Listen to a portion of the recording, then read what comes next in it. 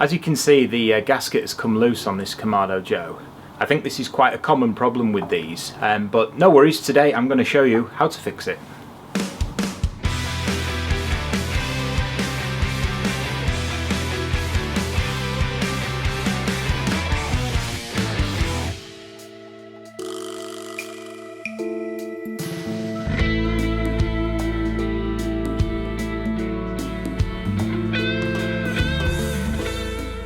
So here are some of the things you'll need. Some gloves, paper towels, methylated spirit or cleaning alcohol, a putty knife, sanding block or some sandpaper, and a heat-proof adhesive. The one I'm using is a high temperature silicone from Bison. Step number 1 is to gently remove the gasket with the putty knife. Don't pull this off as it can cause the ceramic to chip or crack underneath the felt layer. If only a small part of the gasket has come loose, you don't need to remove the entire fibre mesh gasket.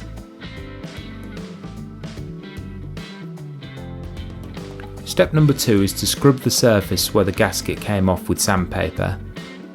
This is to remove any of the felt left over on the ceramic. After scrubbing the surface and removing the excess of the felt gasket, rub the surface with methylated spirits or cleaning alcohol.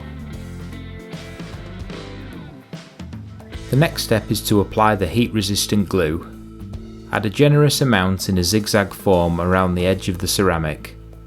One tube should be enough for both the top and bottom gasket. Finally, place the gasket on top of the glue and carefully position it into place.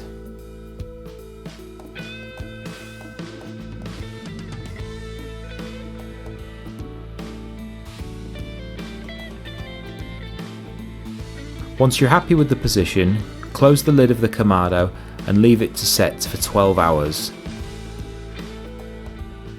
And that's it, job done.